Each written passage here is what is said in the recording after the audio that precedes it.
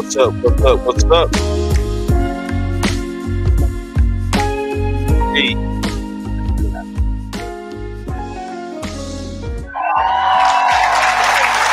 What's going on? What's going on? What's going on?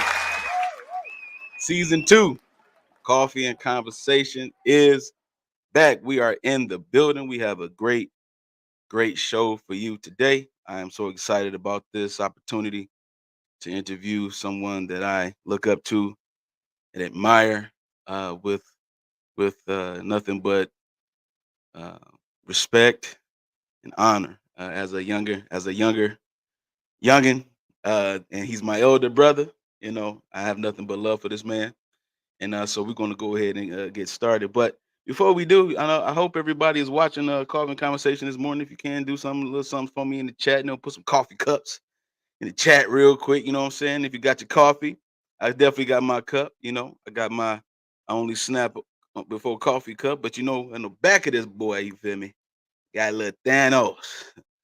That little Thanos right there. Just in case somebody want to feel froggy. You feel me? I got a little Thanos. Big bro in the back shaking his head like this boy crazy. But no, man, I'm so excited, man. This is season 2, man. It's been a while. The last time we did Coffee Conversation was at the end of last year. And so we're just definitely excited about having season 2 back. So just want to thank my boys, JB the Gent and Rallo, the other parties of the Mailroom Network. All three of us collectively are sole proprietors of this, and we are definitely dedicated to bringing out some good content. And so I want to thank you guys so much for this happening. So thank you as well. All right. I'm going to introduce the man himself. I'm going to go ahead and check out his bio real quick. He emailed it to me. I'm going to go ahead and read it out for him, give him a proper introduction. He's a sought after speaker, leader and award-winning coach with 25 years of experience in coaching individuals and organizations across multiple industries and sectors. He's committed to helping you get it, right? And he knows when you gain the clarity of your it, your life will never and will forever be different and will never be the same. So he's committed to helping professionals, leaders, and entrepreneurs maximize their productivity, performance, and profits through strategy, plan development, and execution. His knack for step-by-step breakdown removes the barriers and the excuses for people to use to justify their lack of success. This man has been married for 17 years to a beautiful wife named Ep1, and he is very passionate about what he does. He's very intentional about who he is. And I speak of none other than my brother, Mr. Aaron Victor. Yo. Let's go. So man, I appreciate that. Let me not speed past that. First of all, I appreciate the intro. No problem, man. Since I sent it to you, I'm up to 18 now. But 18 years, okay, I'm sorry. None of that stuff matters. All right. So I need y'all to understand, we had a pre-production yesterday. We did. Had a conversation about how this is getting ready to go. I think he was a little nervous, make sure I understood what he was doing. It was cool. Listen, I'm the guest. I want to make sure I tear up his house. Right. This man didn't tell me he was coming open casket Sunday morning. Listen to me. Sunday morning sharp. He didn't tell me that. That lets me know I can tell you don't watch the show. So you just told on yourself. Nope. He didn't tell me that. He didn't tell me that. You just told on yourself. He didn't tell me that. Now I know you don't be watching the network because your brother always do this. See, this is regular. See, the mail carriers know that this is what we do. First of all, then I'm gonna need y'all to get better with your Coffee and Conversations clips because you told me it was different. Don't do that. I did. And on the show, I do have this spinoff. It's a spinoff. Yeah. Denise Huxtable at Hillman College ain't the same as the Cosby Show. True. Okay. True. Okay. I'm just saying. However, I'm just saying. Again, you told on yourself. No, I did tell on myself. Your boy rocked the fedoras and caskets very well, actually. Hey, listen, I'm not mad. I just didn't know. Like me to, and give you the full Monty. He didn't tell me. I'm just saying, people. He didn't tell me. I wasn't aware we were doing this morning. But this is gonna make for a crazy conversation. What up, man? Yes, it is. Absolutely. Well, I'm sorry you haven't been watching the show, last season. But and here's the thing, he's gonna keep going back to that. He's gonna keep going back to that, and not obvious. own his ability to be able to talk about the spinoff and say that the branding is the same in the spinoff. But again, if I'm going Denise Huxtable, okay, for Hillman College versus the Cosby Show, it's different. I'm just saying. That's all I'm saying. Well, my apologies that I did not inform you of my outfit for the day. To We good. conversation, I apologize. I assumed that you were watching the show from last season. Here we go again. And so, he's doubling back. I'm just saying. Let us move on. I love this guy, man. This is classic. Me and him going back and forth banter. This is what we do. He loves to correct me, and then I love to put it right back at him. It's a yin and a yang. It's a yik and yak. Yikin yak. Okay, carry on. It's whatever you say. Whatever you say. But anyway, my man, how are you doing, man? You look good, man. Man, I appreciate it. I'm fantastic, man. I got no complaints this morning. Yes, sir. We rocking and rolling, figuring it out. Yes, sir. Absolutely, man. Look, I like the shirt that you're rocking. Black is the brand. All day. Yeah, man. We're gonna talk about that. We're gonna dive into some things, man, for sure. But man, would you? Let me ask you, would you feel comfortable if I took the hat off so it won't be so caskety? No. Listen, you got yours on. We can do the ball. Listen, I got mine on. You got yours on. We good. We gon'. Yeah, because one of my homegirls who y'all need to go check out, Top Tier Lids. She says the style starts from the top. So you've already done that. So ain't anybody trouble. See, what's her name again? Her name is CJ. Company is called Top Tier Lids. You can go Top Tier Lids. Yeah, style starts. From the top. Where can they reach you at? www.toptierlids.com. Okay, we gonna Top Tier Lids. Appreciate you. Shout out. Look, just for you. Let this man know what's going on, man. No, but so man, we go back, man. I'm not gonna act like you're just unfamiliar to me, man. Everybody know you my brother, man. I told you in the pre-production, I said, man, I quote you a lot, so people are familiar with you without actually knowing you directly. So it is what it is. But give me a little background about you, man. We both from Detroit, you know what I'm saying? We both 313 all day. From the city, 313 all day. No matter where we live now, we are always 313 in it up. Everybody know everywhere we go, it's gonna be different, But you especially, because you're 6'11" ish. Is it 11? You went down? It's 8. Don't worry about it. It's 8. It's always been 8. But it's always been 8. Okay. From your position of the world, it seems taller. Oh, you know what? It's okay. But see, I watch your show to know that you have height and depth. And you tried it. No, you struggled. You struggled trying to get something. You struggled. You tried it. I was trying to reach back to it. That was cute. You didn't get there. Didn't quite land that plane. I didn't retch around, huh? I didn't retch around. No, I didn't retch around. It's all right. You're gonna let it go. We're gonna let go and let God. But definitely, man. So let's talk about your upbringing a little bit, man, and talk about like what led you to this point in your life at this moment, coming from Detroit. And then also having this type of, I would say it's ministry for you. It seems to be. And it's like, but it's in a very well packaged way, man. So talk about that a little bit, man, if you can. Yeah. So, man, I'm born and raised Detroit, Michigan. Didn't leave Detroit like from a permanent residence other than college until like 4 years ago. So I currently live in Nashville. But man, I'm a kid of the 80s and 90s of Detroit. People that watch BMF, I tell them, I said, if you watching BMF, that's how I grew up. My mom was a probation officer. My father was a security officer at one of the local banks. But we were church kids. Like we were in church all the time, all day, all the time, all day, all the time, all day, all the time. Right, yeah, all week. All day, all the time. It didn't matter. And I'm gonna tell you the thing, I think for me that I say in some aspects saved me from being what I call a corny church dude was sports. Okay. Like my parents were very, very adamant about sports and us being active throughout the summers and when we weren't in school. Like y'all need to be doing something else other than running around the neighborhood and just sitting up in the house. Yes, so play baseball, play basketball, play volleyball, ran track, cross country. So very, very active kid. But what I feel like sports did is it gave me an opportunity to really understand what was going on in the streets. I had teammates, in high school getting high, and knew certain dudes was carrying, certain dudes was selling, I mean, like I knew that, but them were my guys and they would do anything for me. So being able to kind of take this tension of this Bible and this Jesus that I'm learning, that's the only way.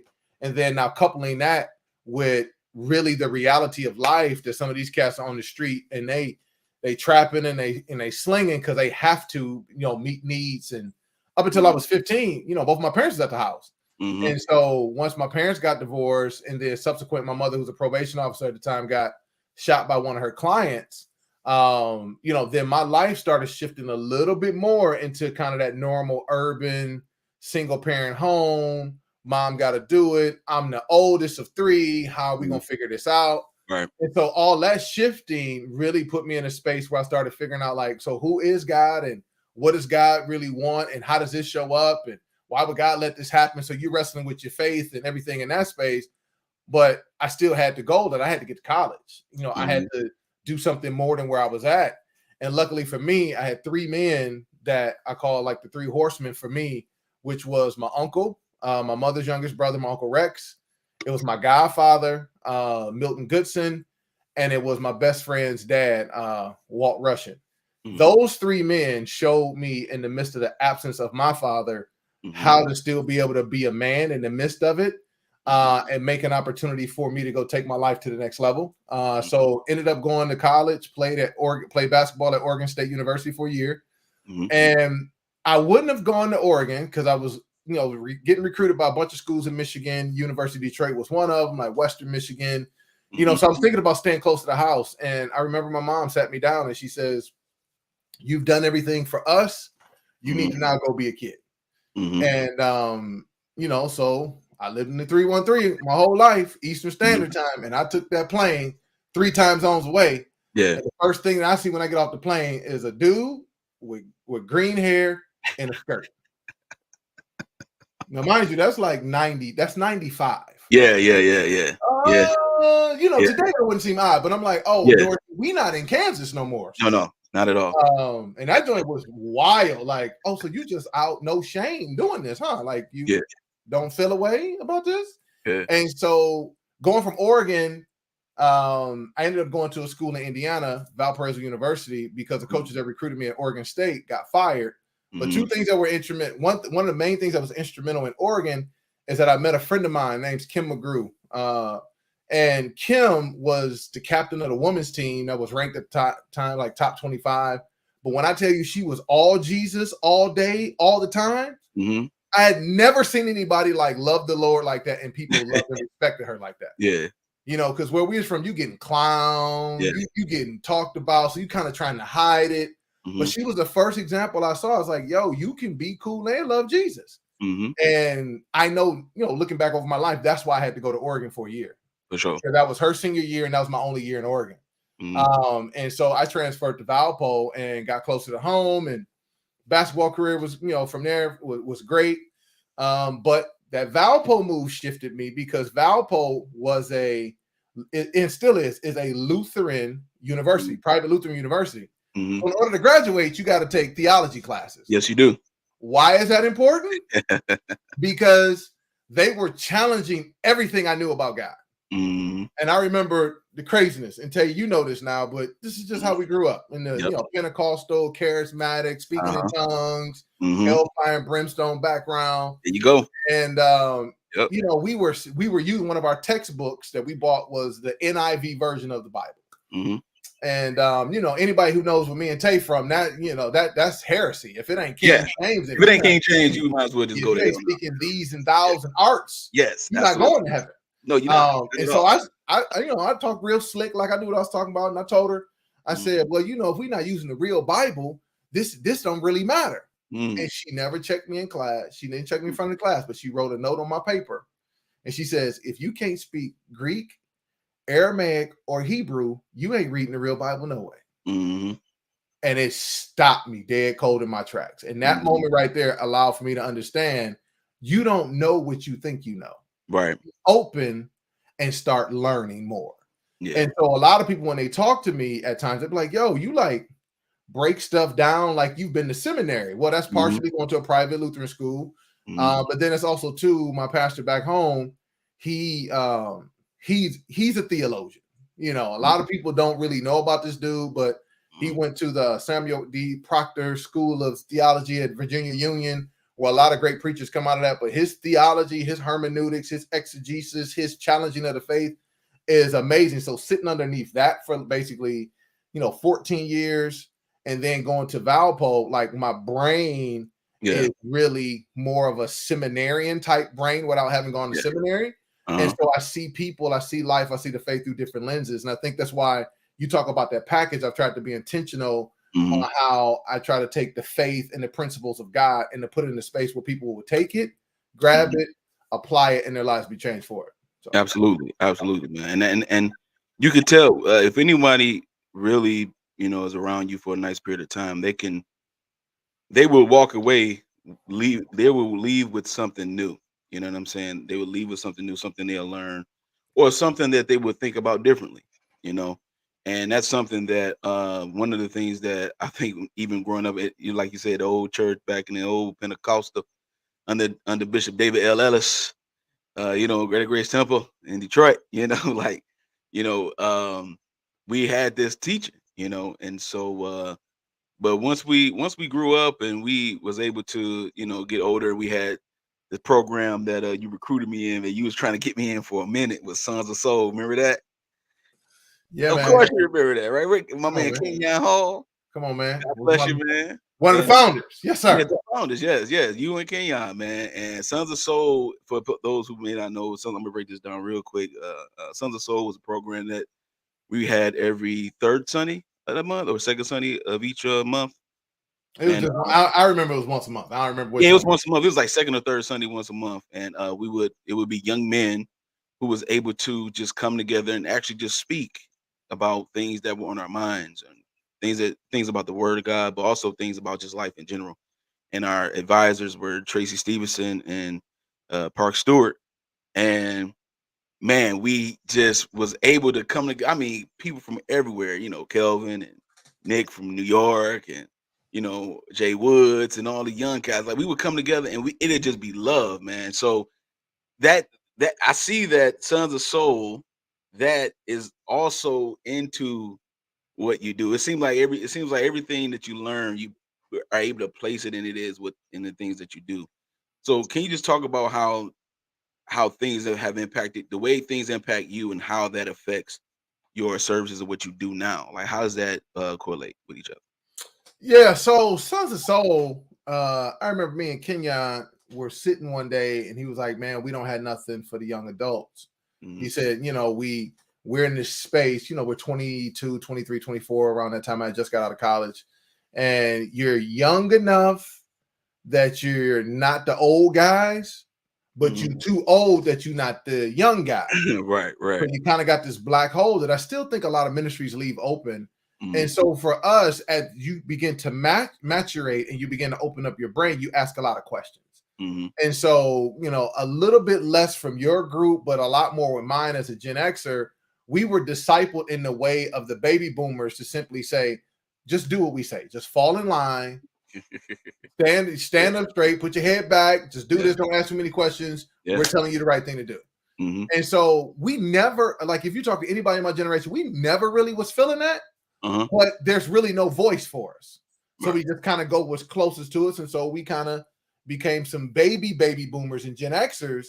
But Mhm. now your group, the millennials, start showing up and y'all asking Mhm. all the questions. Yeah, we are. And y'all don't care about nobody being uncomfortable about the questions. So y'all Yeah. start asking the questions. And our group says, yeah, we've always felt like that. They're right. Mhm. And so that's what Sons of Soul came out of. It's like, Yeah. how can we create an environment in which, if Jesus said that I came that you might have life and that more abundantly, then Mhm. let's talk about the abundantly. Let's talk about the life. Let's talk Right. about how these words on this page actually apply and Mhm. show up in my tactically and tangibly every day of my life. And Absolutely. so I think for me, it's always the young church kid that just, because I hate conflict. Mhm. Out of the three of me and my brother and sister, I'm usually the one, growing up that was the most scared of getting in trouble. So I would just do what they said do. My sister would be slick about it. My brother just tell you he wasn't doing it. Mhm. So because I got that personality, it's always was an inside of me. It was always why Yeah. or what does this look like? Right. I know this is what you're telling me to do, but you're not giving me any way to be able to do what you're telling me to do. Mm-hmm. And so for me, I in anything that I do, as I lead sales teams, as I go in and consult, as I jump on lives online, I really wanted to be more of a teacher kind of a vibe, to go from here's the premise, let's a breakdown of what that really means, here's what this looks like, and here's what you can do. So it's always kind of what, because I believe if you take people through their, even if it's a new concept, through their minds that way, it makes it easier for them to be able to kind of move forward and actually have something with you. Absolutely, man. And that's awesome, because that was something that I think, like you said, bridging the wisdom with the group that's unfearful to ask, putting that together, it actually made a mighty force, to the point where it made some people uncomfortable. We're not going to get into the big time uncomfortable. Yeah, no, yeah. we got in a lot of trouble for that. We got in a lot of trouble. We know what. We got in a lot of trouble for that. Yeah. It was something else. We just believe it at that. But it was worth it, because it made us better young men. Just real quick, if you can, for the people that's watching, and for the people that will be watching later, can you just break down what it is that you do that's effectively, that allows people the ability or the opportunity to grow, whether it's in their business, their personal lives, and things of that nature? Yeah, so it's interesting how when you build a branch of something, a trunk of something, the branches come off, and it all still means the same thing. Mm-hmm. So back in 2015, in a conversation with one of my boys and my brother, and their encouragement, like, hey, you need to do something with the stuff you're doing. Like, I had done kind of some ad hoc kind of corporate speaking. Mm-hmm. And so that's when we came up with the name Level 3. So Level 3 is locate, leverage, and launch. So understanding that if you can actually locate your passion, your gifting, as Bill Hybels says, your holy discontent, that's intentionally given to you. Organizationally, we want to put it in corporate business, your niche, whatever it is. If you can locate that, it gives you an opportunity, because now you're a product of that ecosystem. You understand the emotions, you understand what people are looking for. You've kind of been in that space. Maybe you've transformed from that, so you get it. You're amongst the people. So the locate is very important. And a lot of people are struggling because they haven't been able to locate that. So since 2015, I've gotten additional tools and and systems in place where that locate space. If somebody sits down with me, we spend 30 minutes to really see if we can locate what we're really trying to get done. Right. And then based on understanding that piece, now you can leverage it. Mm-hmm. Meaning, what does this now look like in the marketplace? Oh man, I got a thing for, single mothers. Okay, so what does that look like? Are we talking about government grants? Are we talking about housing? Are we talking about programming? Are we talking about speaking to different organizations? Are we what does that look like, just as an example? Mm-hmm. And so when you understand kind of that passion, holy discontent, gifting, this is what I do well, locate, now we can figure out ways to leverage this. What does it look like? Do people value what it is you're doing? Are you creating an iteration off of something that exists? Or are you creating something new? Right. And then the next step is launch, right? That's the execution phase. We can talk about all the passion, all the leverage you want to. We got to go execute. And that's when the execution is where we start getting clarity and confidence. It's where then we start being able to make the tweaks. It's where we start being able to understand if we're on the right path, or how do we adjust. Those are the things that we give ourselves an opportunity to be able to navigate when we go through the Level 3 piece. Well, since launching Level 3, probably, is this 2 years ago now?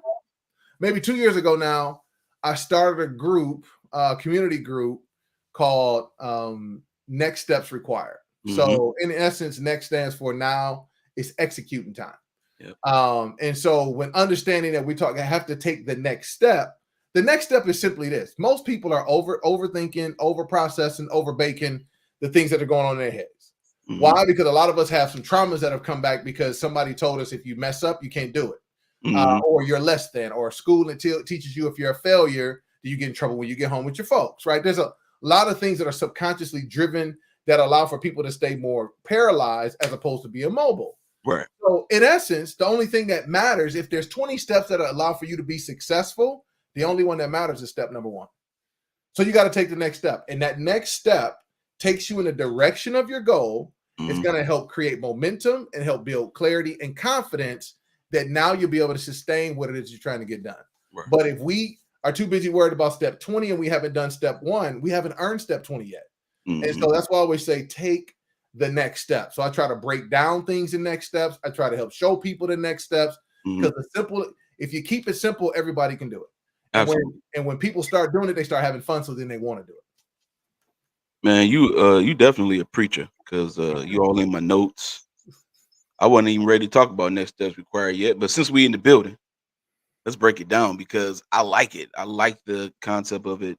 Now it's executing time. There's something that you say often. I'm gonna phrase it a little bit. I might be paraphrasing it, but it says taking the vision and goals of your mind and making it the reality of your life. Yes, sir. So I want to give you a scenario here. A person comes to you and says, "Hey, you know, Aaron, I want to take the next step." What is the first question you ask them? And what do you look for in their answer for you to know that they're ready to take that next step? So I think the first thing I'm always going to ask somebody if they saying, first of all, I'm going to edify the fact that they booked the time or they're transparent with somebody to say, hey, I'm ready to take the next step. Like for a lot of people, that barrier, that hurdle is a lot. And a lot of people will never be that vulnerable to express that. So first I'm going to edify that.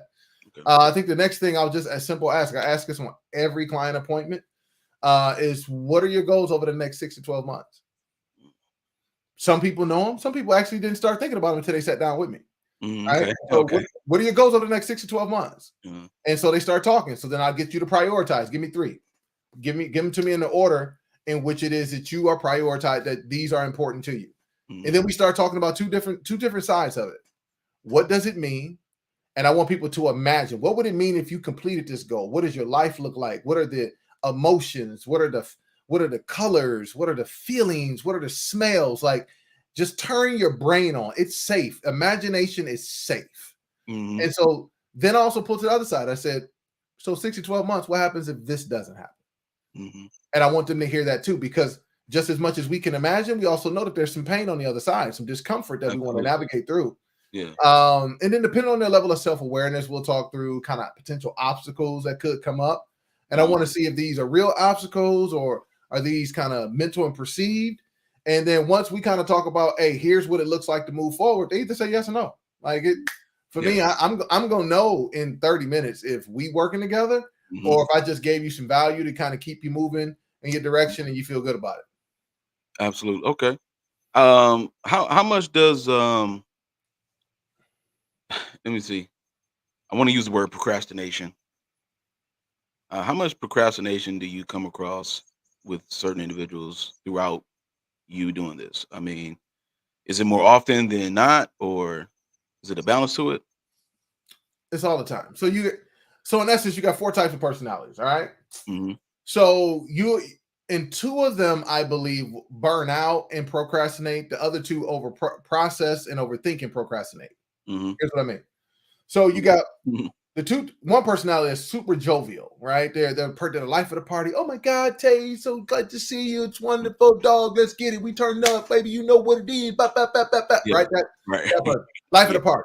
Yeah. Like when they get excited, they getting after it. They like, yo, we in. Yeah. But they everything is up front. Yeah. Yeah. Bottle rockets though. They do this. Yeah. Yeah. And so what happens with that bottle rocket, they keep going up and down so much that they fool around and just say, you know something, I'm all set. I'm not doing it again. Because I know if I get myself worked up again, I don't have the momentum, the tools, the system to maintain that. And the coming down hurts too much. So I'm gonna stop. Then you got another one. Again, we know this person kind of real type A personality. They the leader in the room. This is what we doing. Get out my way, run you over. Kind of like that Michael Jordan kind of vibe. Yeah. But what happens, they start getting after, executing, getting after the problems, making things happen. But then they look behind them, they got a bunch of dead bodies. It's littered with messed up relationships. Yeah. So now it's, man, people don't understand me. People don't get me. So they procrastinate about getting up for the fight again because the last time it didn't work out. Right.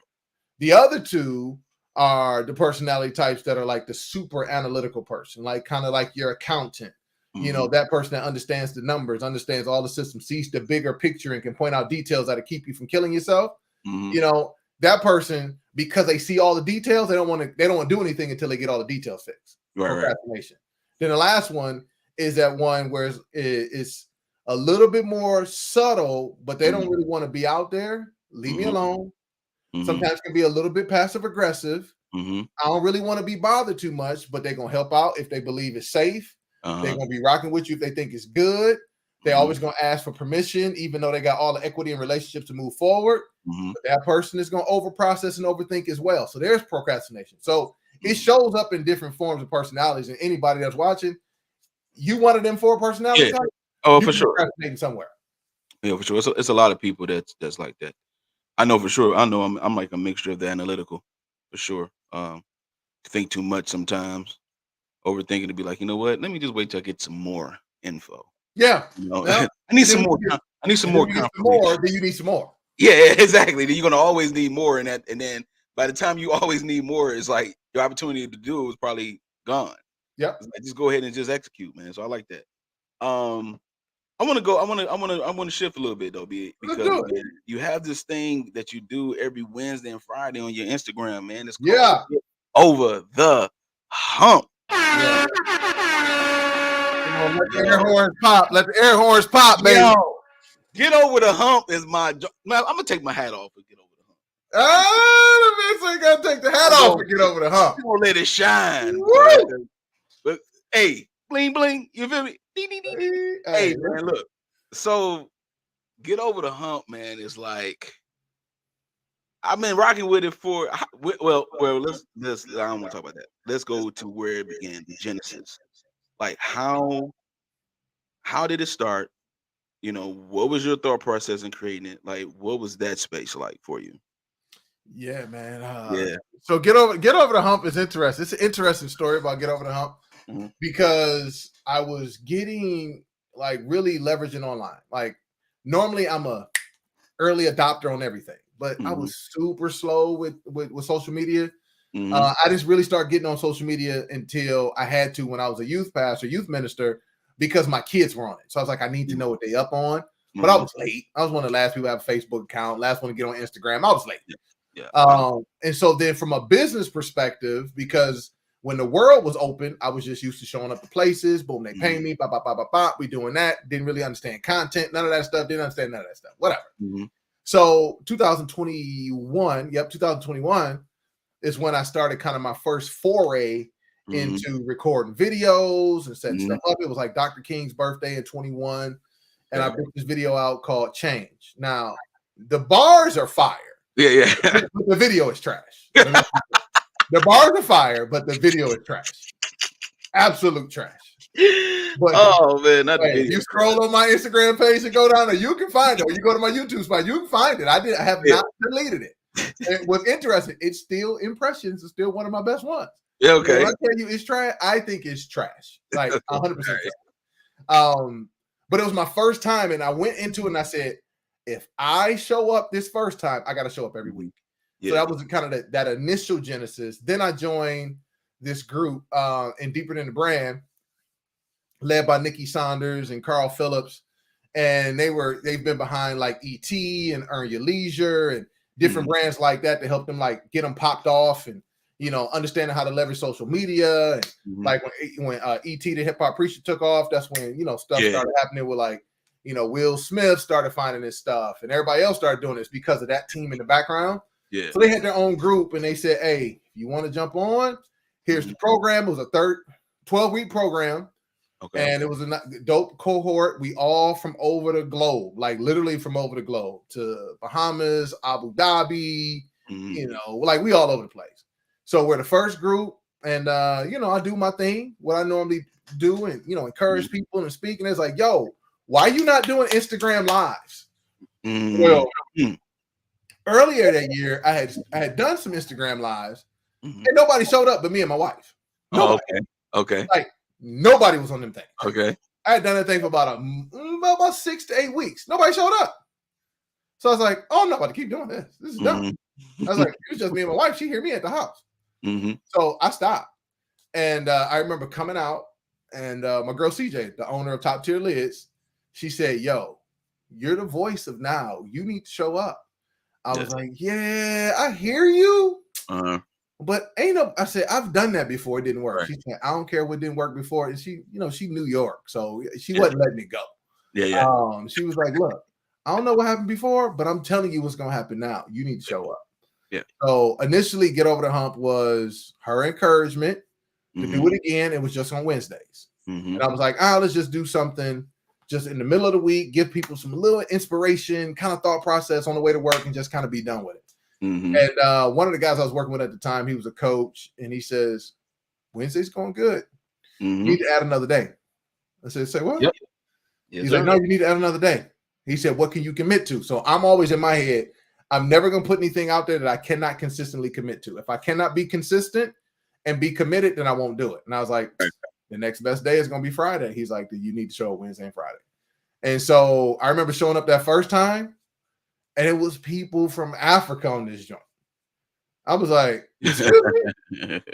Really? And that was that still is probably one of my high. The very first time I did Get Over the Hump was probably one of my highest, like, people being on. Had it not been that high that day, I probably wouldn't have kept doing it because it would have played into my head. See, I told you ain't nobody fooling with you. I told you this didn't happen.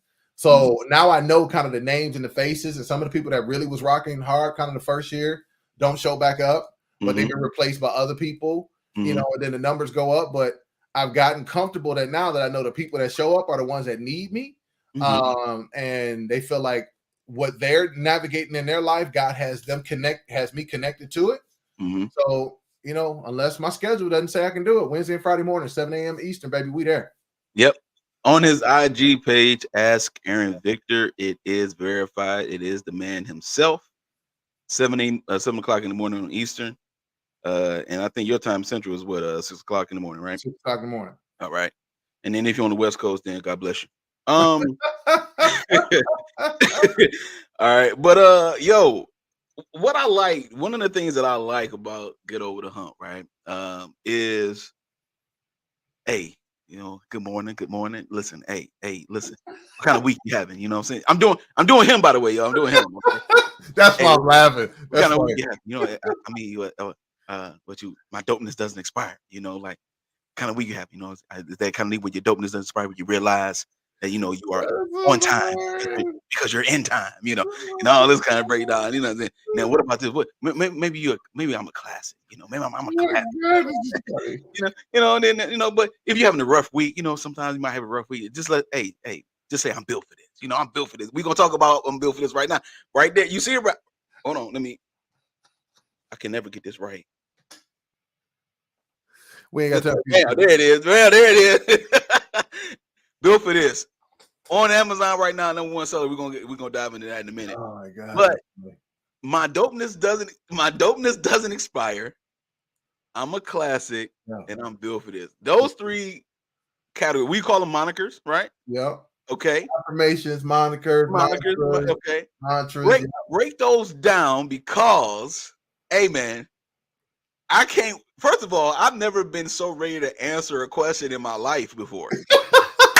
You make it so good. My moderator, Sean, what's up, baby girl? What's up, Sean? How you feeling? Cracking up laughing right now. Listen, I've never been so excited to get up in the morning to answer the kind of week I've had. Now, I don't know if you understand this impact that you're having, man. It's you're on this wave and you ride it, bro, and it's like you're in that boy right now. Okay. Bro. So it's funny.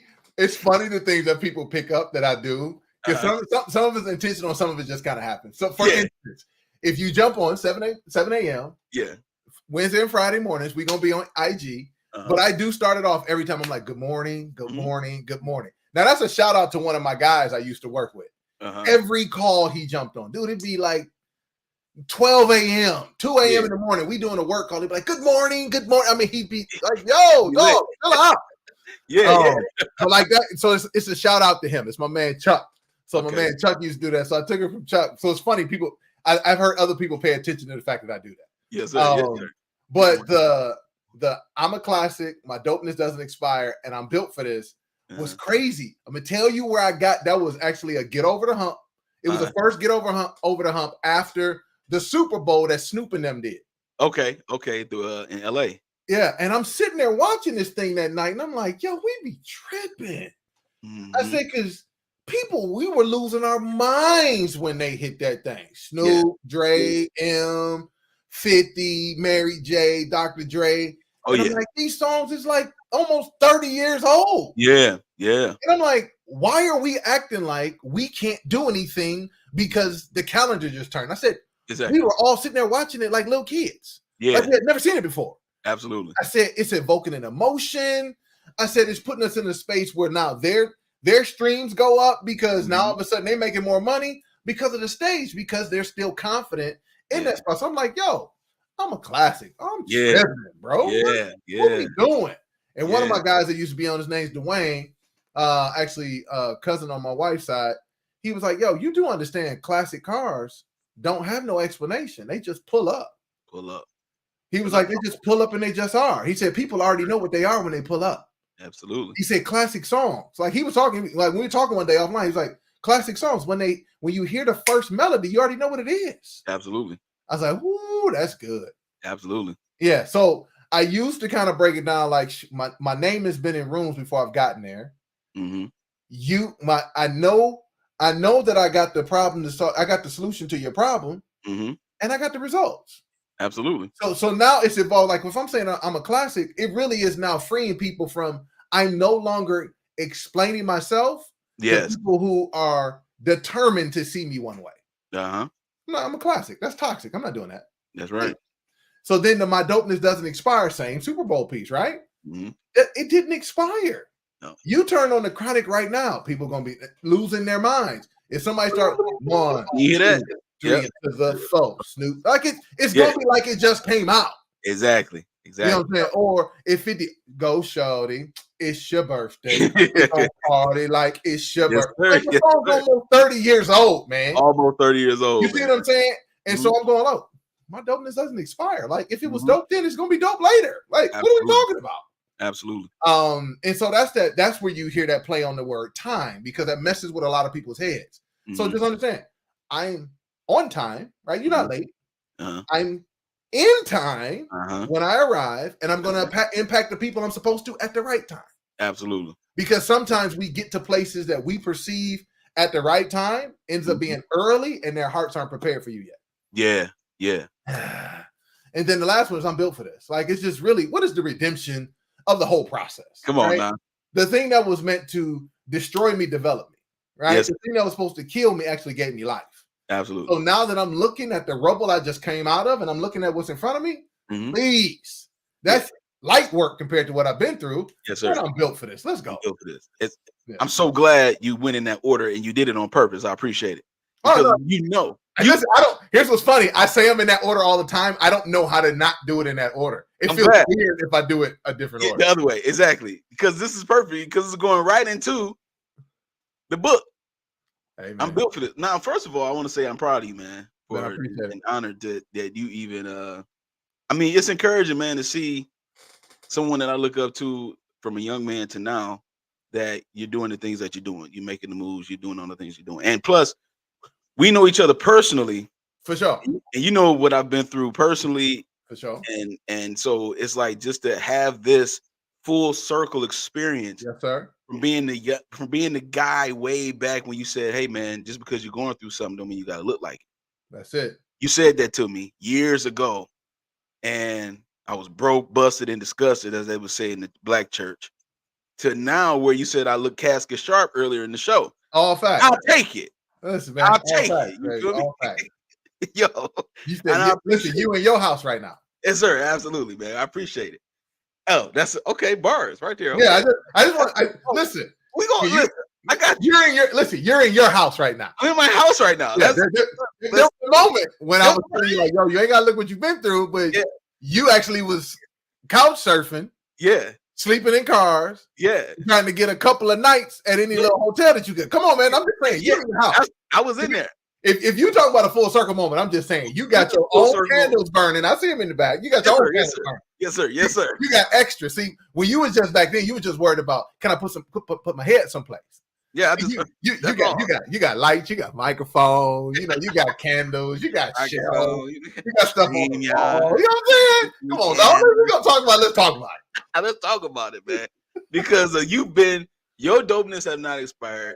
You are a classic, and you've always been built for this. And so I think these things are a part of you as well. That's my thing. You already know, Sean. It's a whole thing.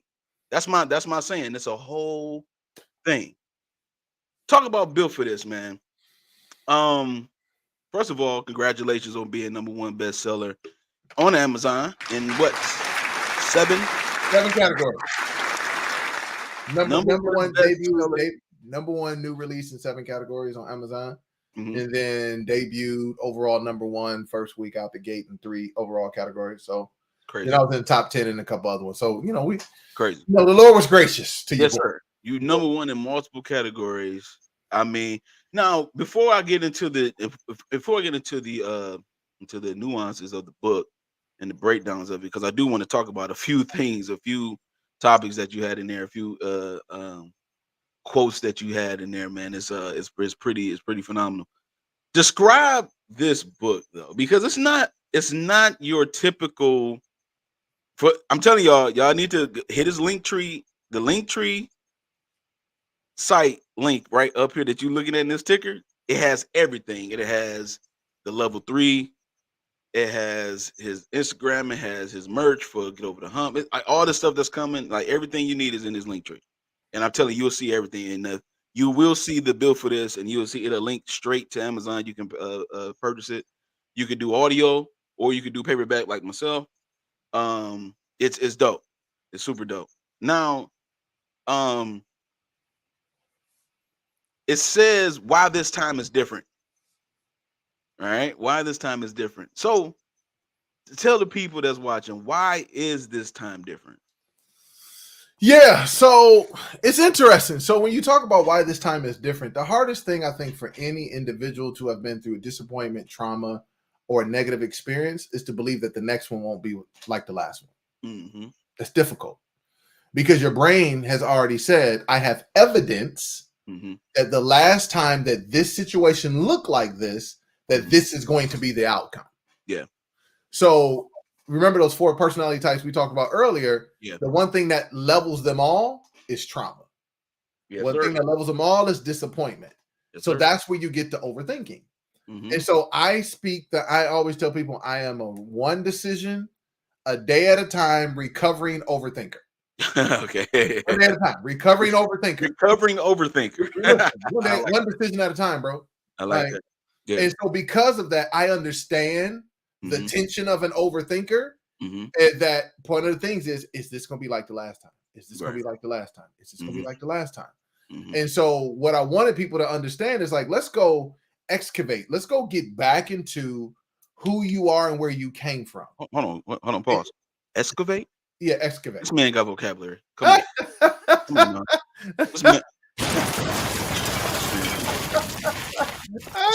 this man got verbiage. You understand me? Excavate, people. Let's go back. He could just say let's go back. He had to say excavate. Excavate. We got to dig it up. You got to uproot. Yeah, we got to dig it up and figure out like where you came from. Yes, sir. I appreciate you, Sean.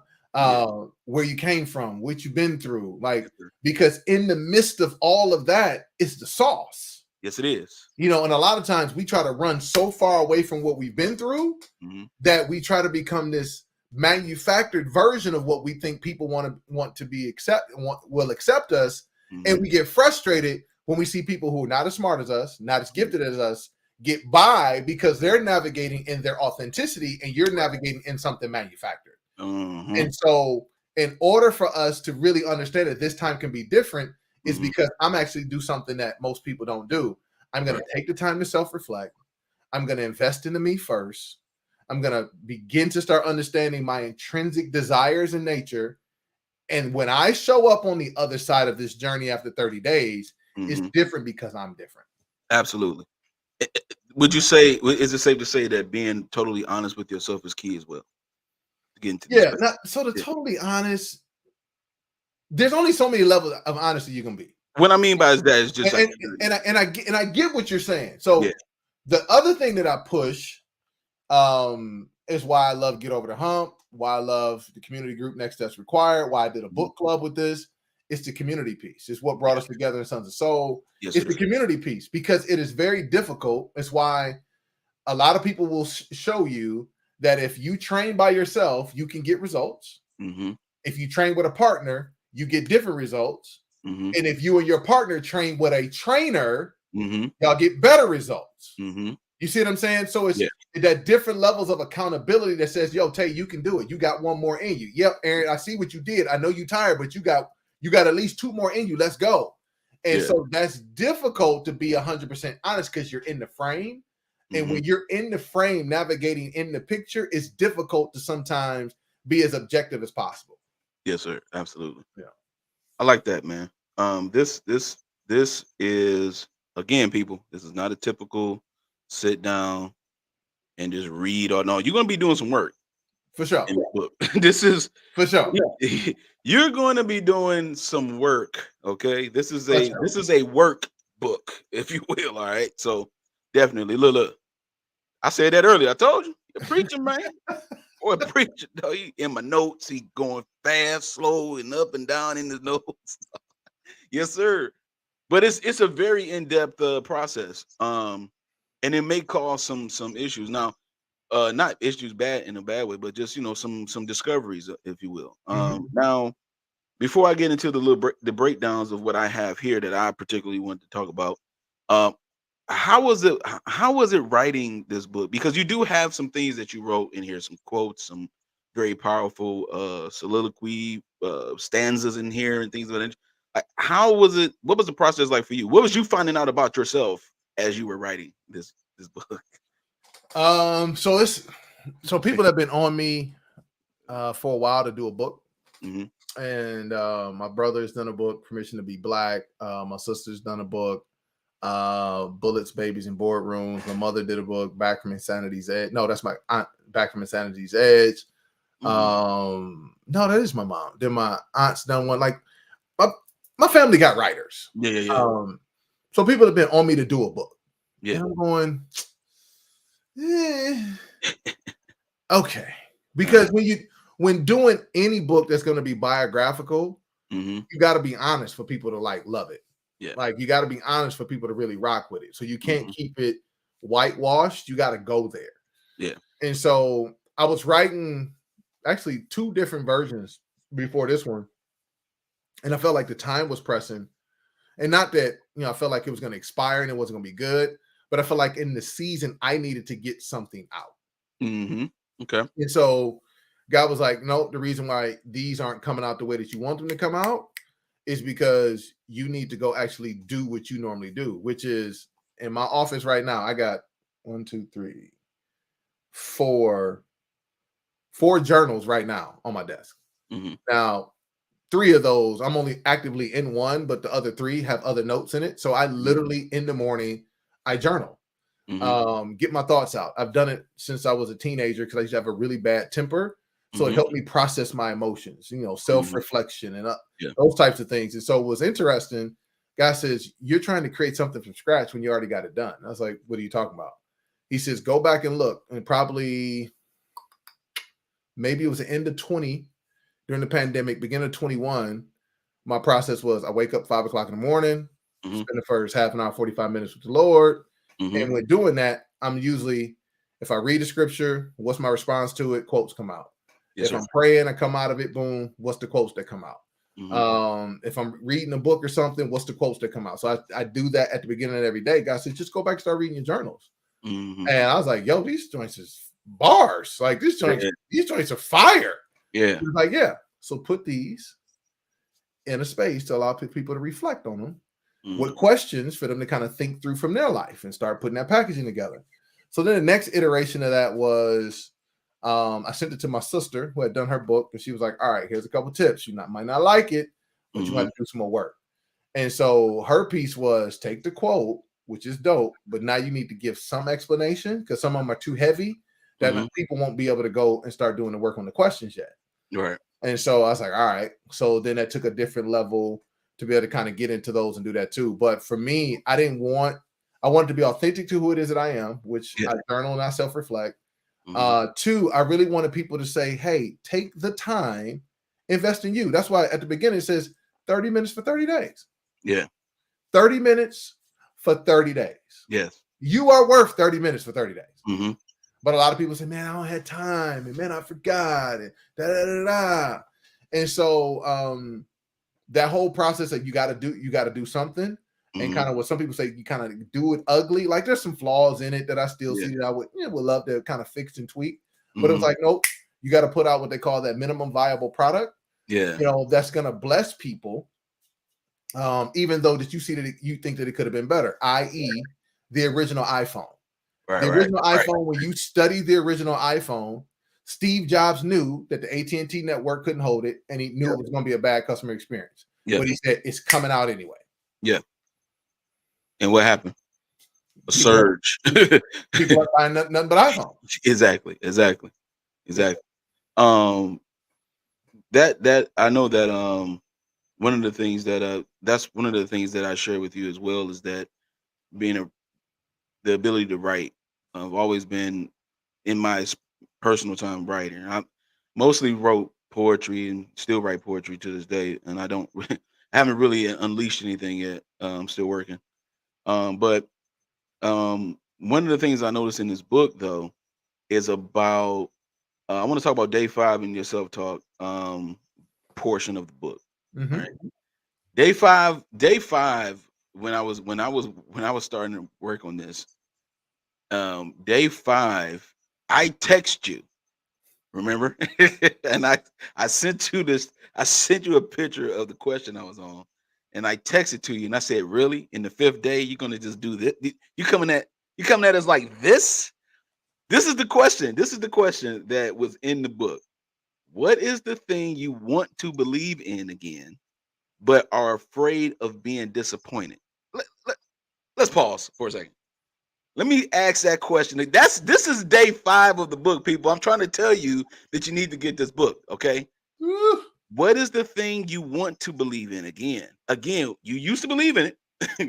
Okay? So what is the thing that you want to believe in again but you're afraid of being disappointed?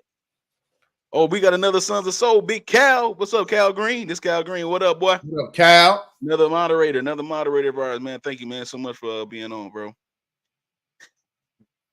Where that question come from, man? What was this? Is day again? This is day 5 of the self-talk portion of the book. Where that question come from? That question personally hit me like a ton of bricks, to the point where I had to answer it. I had to split the hour to 30 minutes a piece. I had 30 minutes at work, and then I had to go home 30 minutes and finish it. Like seriously, like so, because I was at work on my lunch break doing this. I'm like, I can't. It's so much I can't finish this. I can't write everything that I need to. So I had to suppress some things, wait till I got home and finish it out. Where it come from, man? What was that about? So if you back up, I got my copy of the book in front of me right now, so I had to go back and look because you went to the question, but without the quote, it doesn't connect. So the quote says, "Without hope, you substitute expectations for cynicism and settle for what you have." And that's what happens with a lot of people when they come out of disappointments. It's just like, yeah, it's good for him, but it ain't good for me. Yeah, I know I see that's cool, but I don't know about it for me. So now we start distancing things that are good, and we start embracing the things that are bad. Goodness is for everybody else. Bad stuff is solely for me. Now, again, that's because it hurts, things that have been processed. And for a lot of us, especially African Americans in this country, we haven't had the ability to freely process and express our emotions. Yes. I don't care what generation you're in. We just have not had that. They have not given us that. And so now we're in this space where the Charlemagnes and, make it, okay for you to go to therapy and everything else. People are like, oh, I didn't have to. And I can process that. And for me, that question came just really from a life experience, that it was a point in my career. I had done everything right in my career. I was number 1 sales rep in the country. I had all the leadership that was possible. I'm doing stuff. I'm going over, beyond, extra, and everything else. And corporately, they found a way to justify not getting me promoted or not getting me any awards that year. And I was devastated.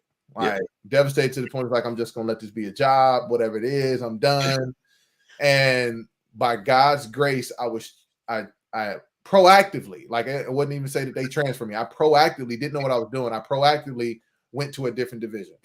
Mm-hmm. And because I went to a different division, I had a different manager, I had a different director. And these two women,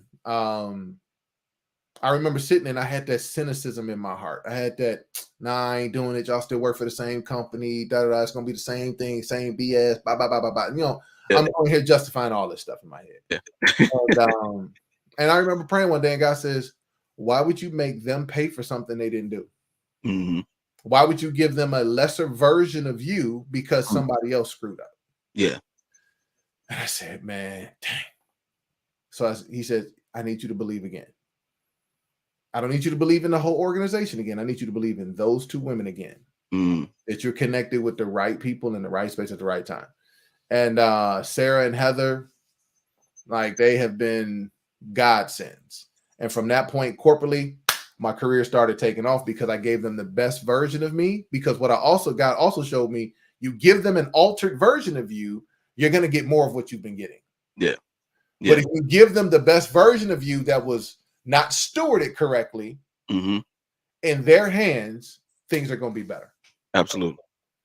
Lisa says, yeah, that book made you think a lot and process some feelings you didn't know you still had.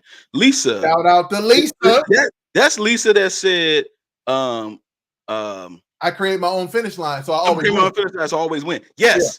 Yeah. Yes. I thank you, Lisa, because I took that, I excavated that. Yeah, excavated. Yeah. I excavated that. Yeah. And then I just created a nice piece for myself with that. And I thank you, Lisa, for being used that morning on Get Over the Hump, because we do Get Over the Hump every Wednesday and Friday, 7:00 in the morning, Eastern time, right? Oh, and let me also say this too.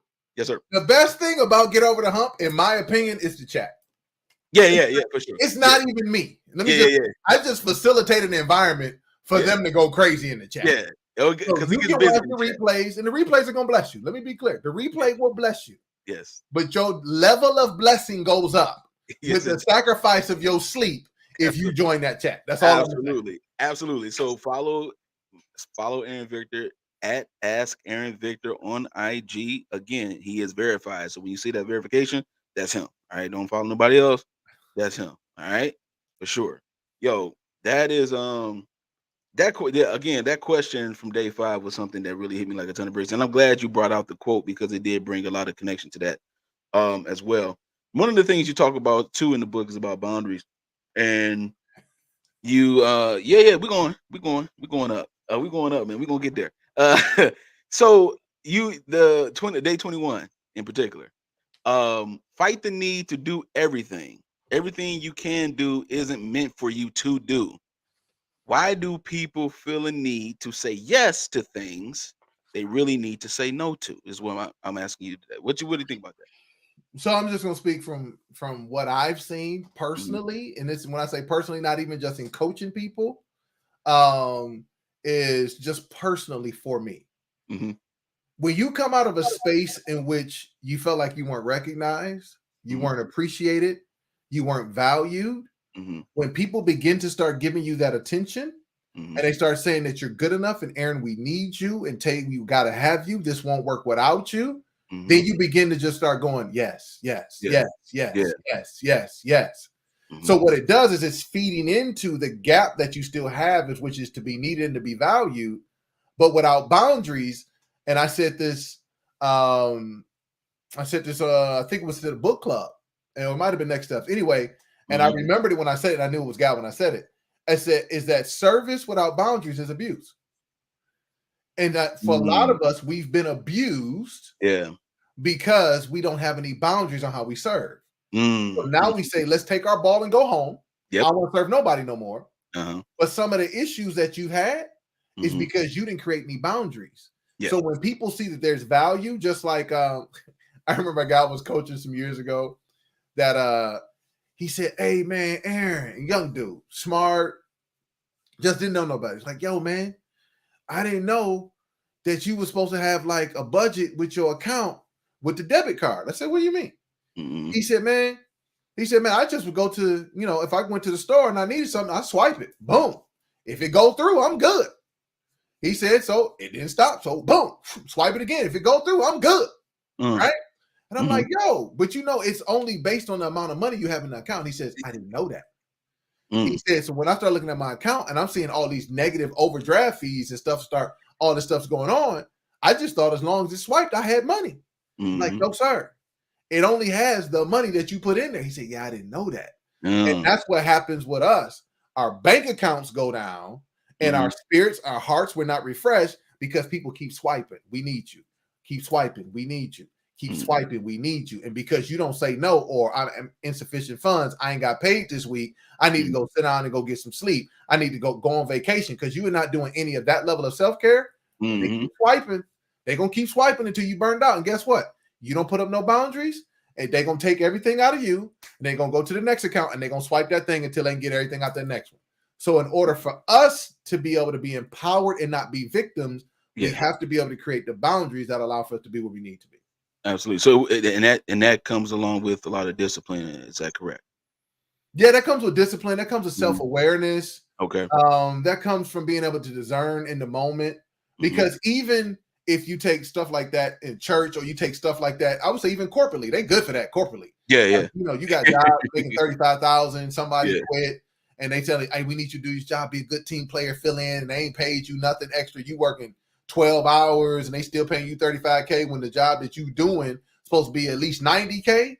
Oh, they'll keep doing that until you put up boundaries up, right?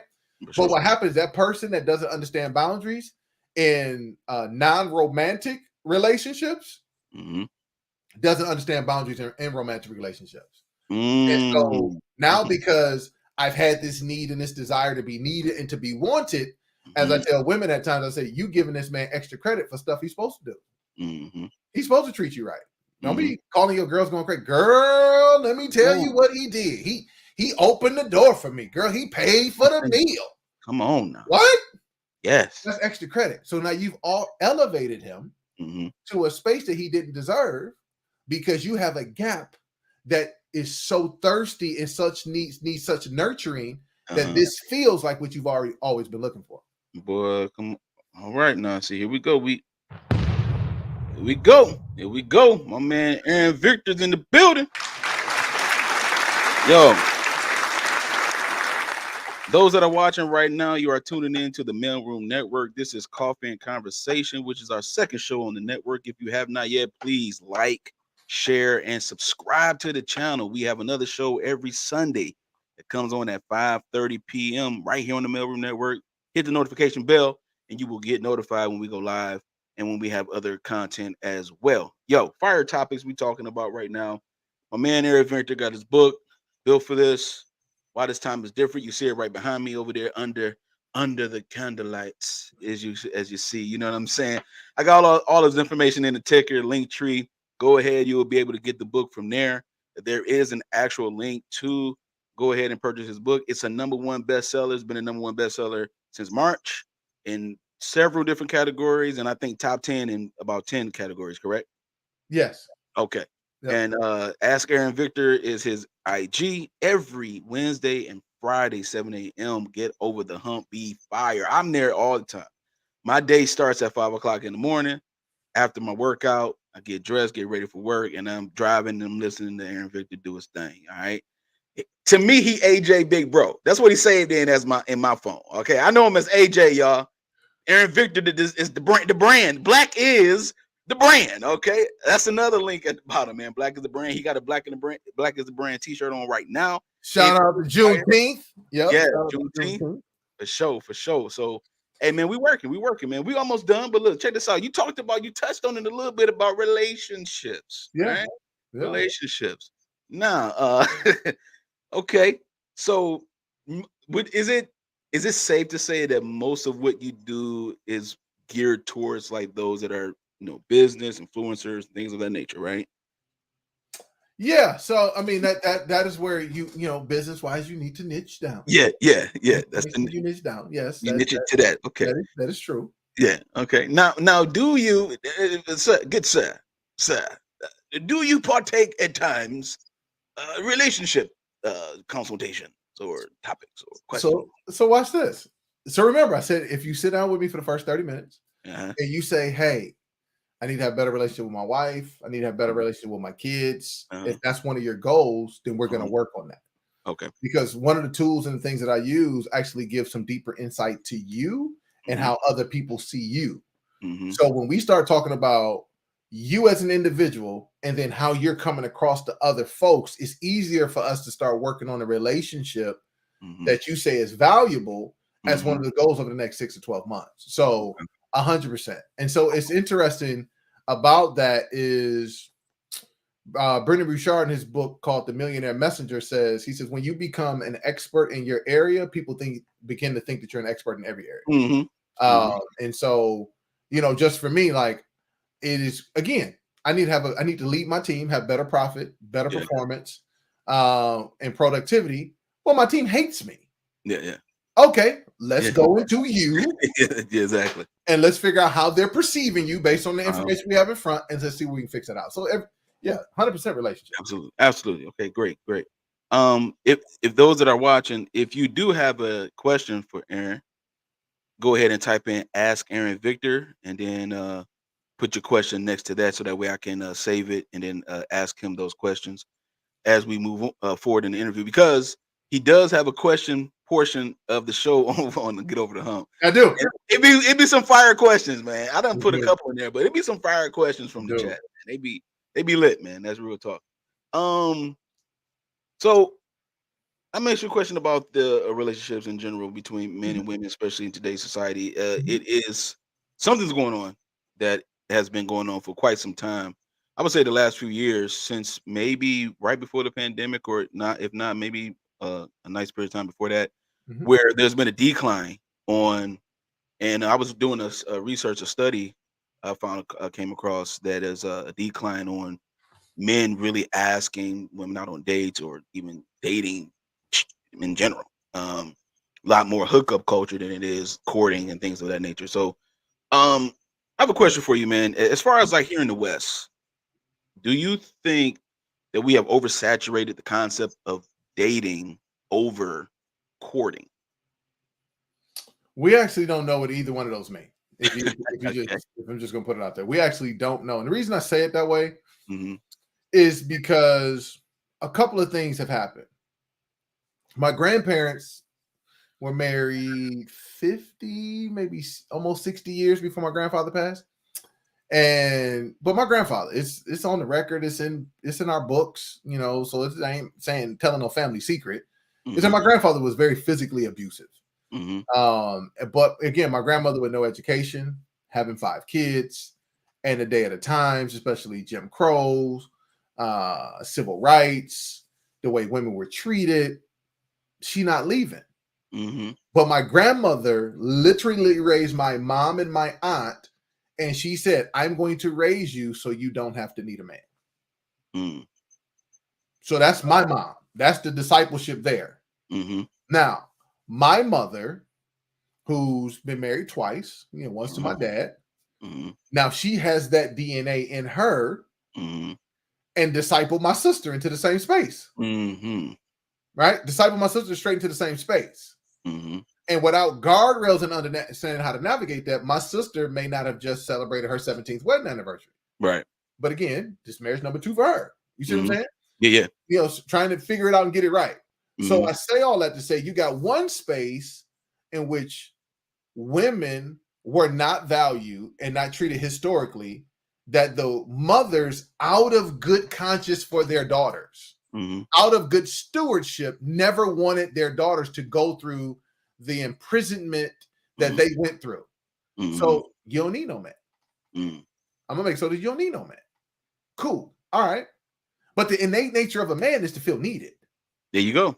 We have to feel that there's some utility. Yeah. So if you don't need me, and in our community, they're outperforming us, they're out making more money than us, they're out achieving us. If you don't need me, then why are we ever going to be together? Right. Or if the only need you have for me is for me to smash and keep it pushing, and I'm cool with that if that's what you want, and that's what I'm on. So we got to pull up kind of that piece there. The other part is we got to be able to teach our guys, our boys that grow up into be men, discipline. Yes. Simple. Yes. Now, historically in the DNA of us as African Americans in this country, we talk a lot about the plantations in which, sugarcane and cotton and all the other stuff, but there were plantations in which they were breeding us. Yes. So you have a family and they say, Tay, forget your wife and your family because of the way you look. I need more like you. Yep. So they send you blindfolded. That's right. With a patch on your head and just point you into the women. You smashing, boom. Go to the next one. Smashing, go to the next one. So innately in the DNA at times is the breed and split. Just breed and split. Don't stick around. Just breed and split. Now that's in the DNA. Now cellular level, understand that the body leaves clues. Those traits are transferred. Then we put in laws in place when it comes to social aid that it is better for the man not to be in the home. Exactly. Financially for women. So again, what does that teach again? Breed and split. Breed and split. Now the other part, because of the debacle starting, I would say in the 70s through Vietnam, a lot of our black and brown folks, brothers go get killed.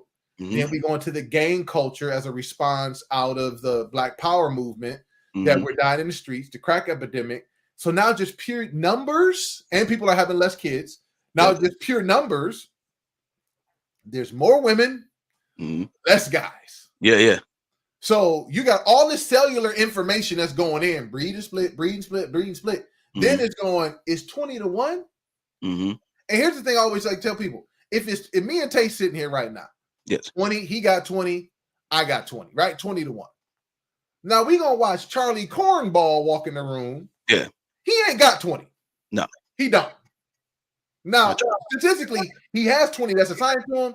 Tay gonna have his 10. He gonna have 10 of his. I'm gonna have 10 of his. So now it's 30-1. Yeah. For me and Tay. Yeah. Charlie Cornball's friend walks in and he corny too. Yeah. Two cornies. Two corny dudes walking together. Tay take his 10. I take another 10. So now for me, it's 40-1. Yeah. Without any discipline, something getting past the goal. And that's just statistics. We're not even getting into the activities. Right. So getting in. Right. It's just the options there. Now here's the other thing, Tay. Yeah. When we look at when women get frustrated, why do it seem like the women who ain't about nothing get all the attention? Because you're asking for a man to filter through 40 of these women in this scenario and to find the one good one. Maybe the two good one. Maybe the three that might be good. Yeah. Hey, let's give it 10% to 4 that are good. When do I find the 4? Do I find it in the first 4? Do I find it in the last 4? Do I find it in the middle 4? And so without discipline, you're just saying like, yo, she look good. I'm smashing. Let's keep it pushing. Yeah. And like I like that, the discipline. And that's the thing that, again, I'm going back to Sons of Soul. That is the thing that was pushed in our spirit, souls, brains, ears, is to be disciplined. And even if you don't like we talked about it yesterday in the pre-production, I was talking about how I get up 5 in the morning and I work out before I go to work. You know what I'm saying? I'm going back to how I used to be. I mean, I lost 170 pounds at one point, you know what I'm saying? I'm still pushing, right? And so I'm like, I'm gonna get this regiment down. I stick to it. You know, I wrote it out. Like I'm at 5 o'clock in the morning every morning. Then, I listen to you on the Wednesdays and Fridays when you on it. And and it's like, man, some mornings I'll be like, yo, whoo, but I still do it, right? That's the discipline part right there. And so, I think that, would you say that mentorship is kind of is lacking now? Because when we had Sons of Soul and other things like that, that was like 20, man, that was like what? Bro, that's like 2003. 4, 3, 4. Like, yeah, come on. I mean, that was a long time ago when we had that, man. And and everybody got older and they moved and got married and started growing up, and we started living our lives. But man, we had good mentorship for a nice piece of our lives. And now I don't, except for Cave of Adullam with Jason Wilson in Detroit, a very well-known mentorship program that he used martial arts as a tool as well to discipline the student. I don't know another mentorship program. Do you think it's lacking? Mentorship is lacking in our young men? 100% is lacking. And I'm gonna say it this way, right? I'm gonna say it this way. You go to any church, black, white, Hispanic, suburbs, hood, it does not matter. This principle plays out. I done it with white folks, I've done it with black folks, young and old, all alike. Which ministry between the men and the women is usually popping? Women's ministry, for sure. Come on, man. Women's ministry always popping. And the men's ministry be struggling, bro. Not just it be struggling, right? So we as men connect differently. And because we connect differently, you gotta be able to walk people through it a different way. Is why Sons of Soul, we had people from all over the city were coming to us. Yes, sir. Like it wasn't just everybody within the church, and our church was huge. We had more people at times coming from outside the church coming to us because they didn't see anything like it. Because what a man needs is one, to feel safe, to feel respected, and to know that somebody's telling them the truth. Absolutely. And what happens at a lot of with just ego in men, especially coming out of my generation, because you weren't supposed to talk about all your feelings, and is I can't tell this dude what I'm thinking, because if I tell him what I'm thinking, it might get me killed. If I tell him what I'm thinking, he might take my woman. If I tell him what I'm thinking, he might take my job. If I tell him what I'm thinking, you see what I'm saying? So you put all of that stuff in that space where you're trying to figure out what's safe for me. Dudes would just either rather not show up or they'll be plastic when they show up. Absolutely. So we got to be able to, what made Sons of Soul so good is that it was two people facilitating it in Tracy and Parks that we believed in that would normalize our experience and give us something to think about or to apply when we left. Absolutely. Absolutely. To the connections that we built there, because again, you and Kenyon did a phenomenal job, with us, man. Like seriously, like so much so it was so good to the point where they made a Sunday school class out of it. You know what I'm saying? And we know how that. Well, again, when you got something authentic happening, it'll get tested. Some people get upset with the fact that they're not the spearheads of certain results that they would like, but we're not going to go in that. However, right.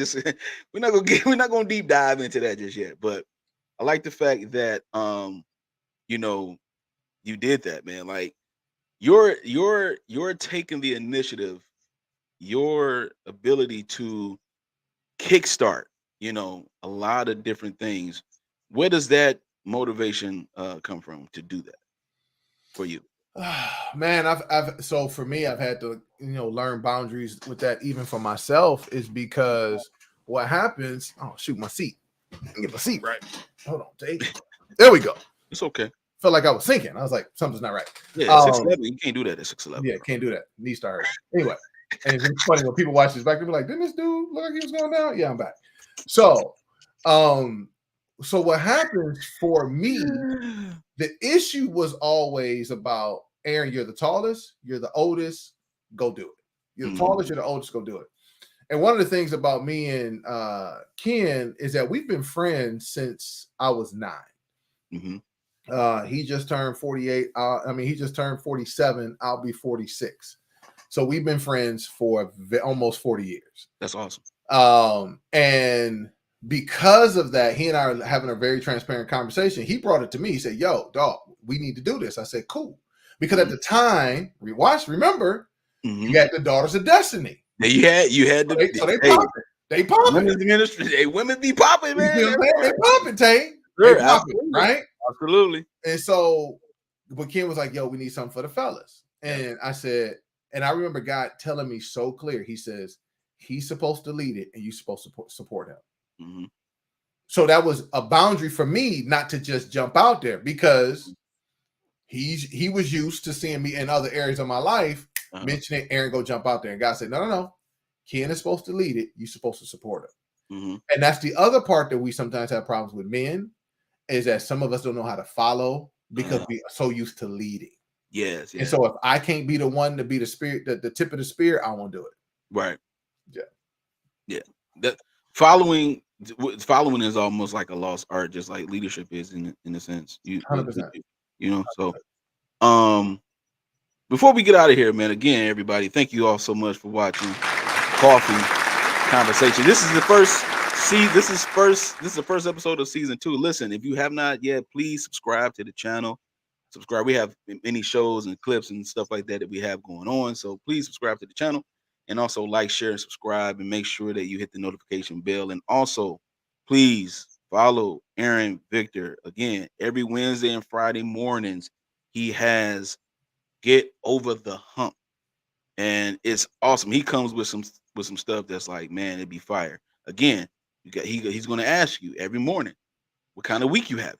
You know, are you having a my dopeness doesn't expire week? You know what I'm saying? And like, listen, are you going to be on time and in time? You feel me? Like, or are you going to have a week where you a classic? You know what I'm saying? Like, you never, never goes out of style. You know what I'm saying? Everybody recognizing that. Or maybe it's a little bit of a challenge. Maybe to this week, I don't know, but I'm built for this though, right? And again, Built for This is the #1 seller on Amazon. And again, if you go to his Linktree link that I have right here on the ticker and just click Built for This, you will see the link to Amazon, and you can go ahead and purchase it on Amazon. There's 2 different kind of copies, right? It's the paperback and it's also No, so here's what's funny. Because you just can't power through it, I only did the paperback. Only did paperback. Okay. I wanted to do a Kindle, but I couldn't get the format right in time, and I said I'm not delaying it. Now for the next one, I got a pretty dope audio experience I'm thinking through, so it will be an Audible for the next one. But just gotta pick this thing up, baby. All right, now you got to pick it up. Hey, I got mine over there lit. You know what I'm saying? It looks romantic back there. It looks romantic.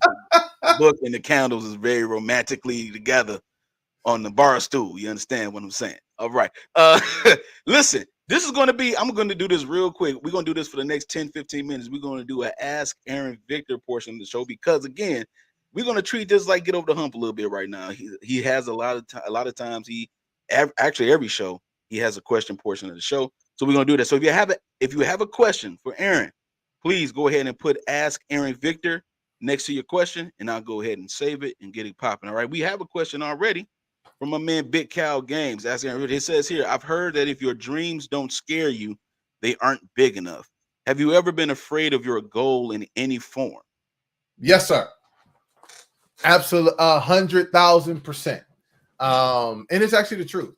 Because anything that you can do on your own doesn't require faith. Yeah.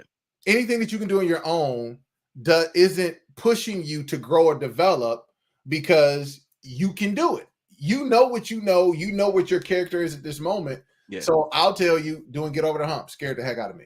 Doing the book scared the heck out of me. Like the day 21, I think it was the day that you talked about earlier. Yeah. About the believing again. Yeah. So for me, I had to work on day 5. Day 5. Yeah. Is I had to work on, do I really believe that people love me the way that they say that they love me? Yeah.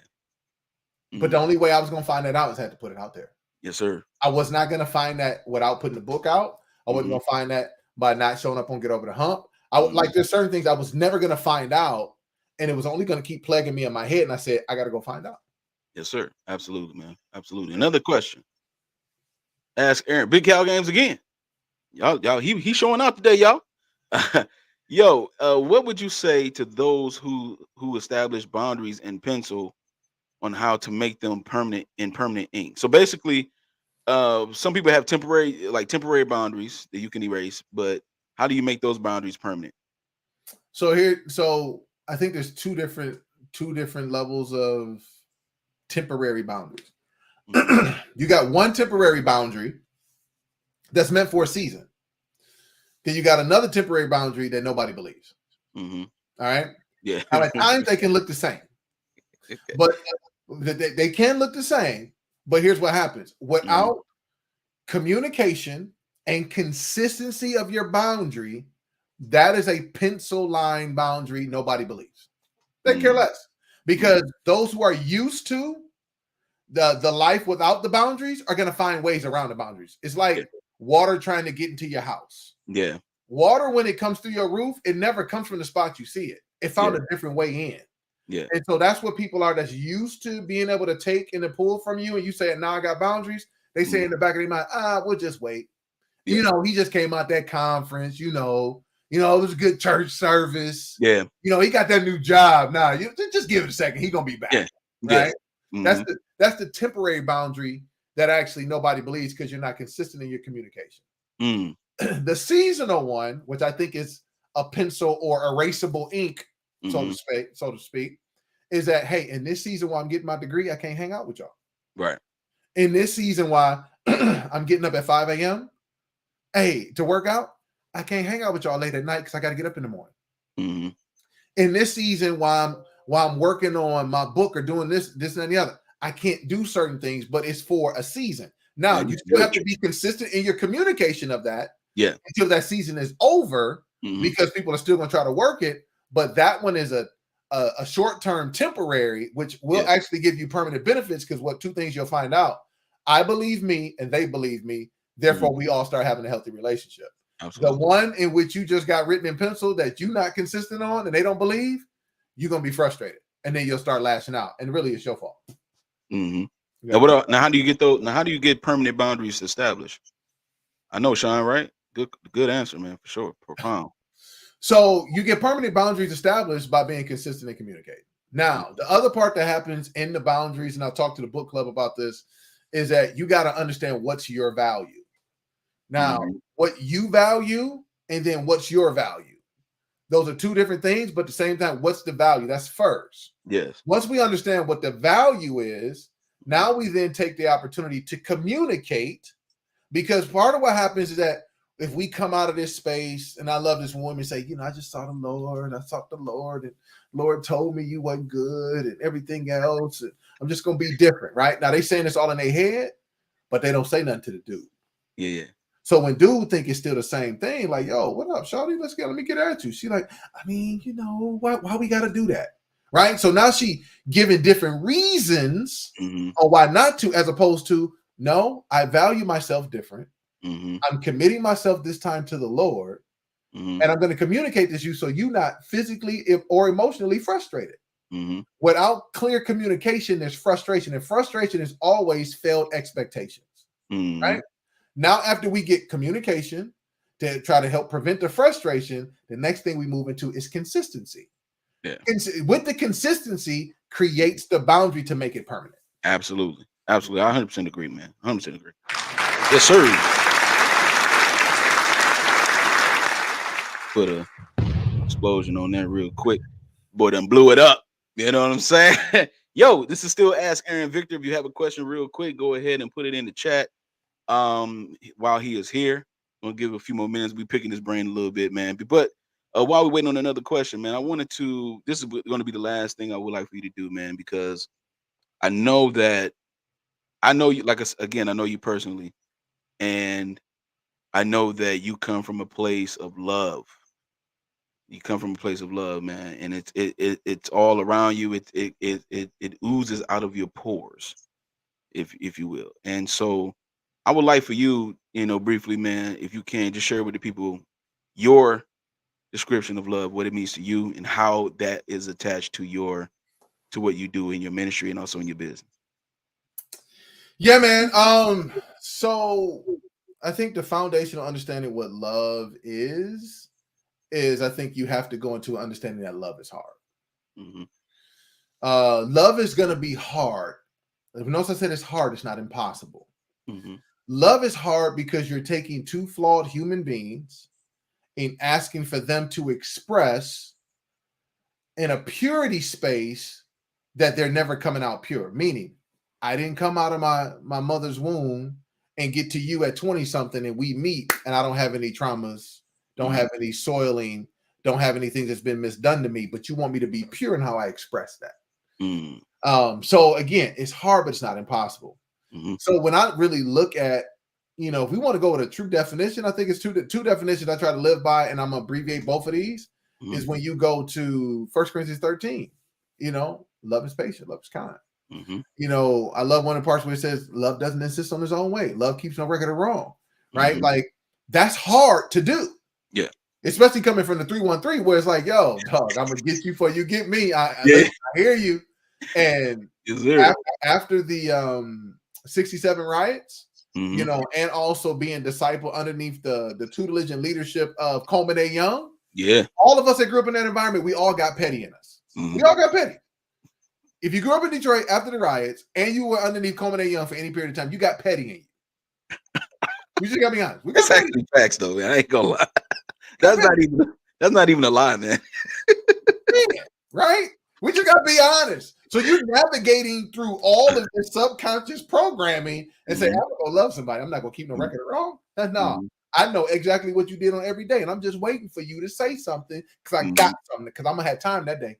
I got time, I got right? time today. I got time today. I got time today. I do. Oh, today I got time. Today I got time. Today I got time, and I Tomorrow I don't know, but today. yeah, but today I got time. Yeah, So I think that's first. But then you go again. Love is hard. I think it's James that says no. It's First John. I think it says that a perfect love casts out all fear. yes, sir. Wait a minute. Hold on. What? So a perfect love. So that means we're fallible. That means it's always going to be difficult for us to get to a moment, right? A moment of perfect love to secure the person that we're with so their fear then dissipates. And even still then that they feel secure in that moment, there's something that creeps back in that it says, am I worthy and is this real? Right. So through consistency, now here we go again, consistency and discipline allows for a perfect love over time to cast out the fear that this person can be secure, loved, and respected. And so those two are places that I vacillate between the two. I remember earlier in my marriage, I used to say, Lord, help me perfect my love for my wife to cast out the fear that she might have in our relationship. And so there's some things that she don't worry about at all. And there's still some things 18 years in, we still working through. Absolutely. Absolutely. Yeah. I appreciate you, man, for that, man. Listen, people, this is not only is my elder brother, but he's my big brother. He's my brother from another mother. You know what I'm saying? My man, Aaron Victor. Yeah. Hey, man, before you get out of here, man, before we close, man, I want to say thank you again, man, here from the MALEROOM Network. Boom. Thank you, man, for your time and your knowledge. I appreciate you, man. Me personally, I appreciate you for just being a big brother to me and for being consistent. You know what I'm saying? And always sharing your wisdom and your kindness with me as well. Oh, let me stop real quick. We got this last question for the day. Ask Aaron Victor, did you ever close did you ever close someone? Did you ever what? Did you ever close someone close to you due to setting boundaries? Did you ever lose someone Lose close to someone? you? Yeah, did you ever lose someone close to you setting boundaries?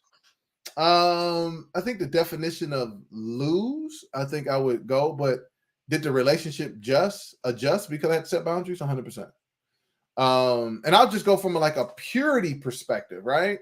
Like one of my boys growing up in high school, best friend of mine passed away in 2003. His name's Chris Rushing. And there was a point, he was 6'3, I'm 6'8. There was a point where we used to play together all the time. And when we played together all the time, we were on AAU teams together, we were in gyms together. And there was a certain point that my height and my skills started catching up to his and actually surpassed it. And because I needed to improve and play with different people that he wasn't willing to come through, or he didn't qualify to play with these groups of people based on kind of they had enough people at his size or his position, but they needed more people at mine. We literally created a boundary where it's like, yo, dog, we ain't gonna be able to spend as much time together, but I'm rocking with you. Go do your thing, go do your, I'm gonna go do mine. And when we get together, we get together, right? Pure boundary. So our relationship adjusted. And actually, I think before he passed, it was better because now he saw from me and I saw from him that it was, I got the best intentions, love and respect for you, no matter what's going on. We ain't got to be together the whole time for us to be right. And I think that's one space. I think we start adjusting our relationship. Another one, we adjust our relationship with our parents, right? Yeah. As we get older, they're used to loving you as a child. And now your mom or your dad has to love you as a man, has to love you as a woman, Right. has to, figure that space out. Right. That is a very interesting vibe, especially like, let's say if you still live in the same house you grew up in, you know, in their mind, they're subconsciously still thinking of you when you walk in the door as the same little kid. Right. And you like, man, I got a whole wife, I got whole kids, I got my whole house, whole job. No, mom, it's not the same. Right. So that their relationship just now, those relationships that are meant to be lifetime, they will adjust, but they won't end. Right. And those that end is a great way for you to be able to purify or to separate to see you are around me for the wrong reason. Right. And part of why we don't want to set boundaries is because we do not want to find out the truth. Because when we remove the excuses, the truth shows up. Absolutely. Absolutely. That's fire. That is fire. Yes, sir. Once again, man. Yo, I appreciate you so much, man. Before listen, man. I remember clearly. I know, right, Cal? He got the fire. He got the fire up.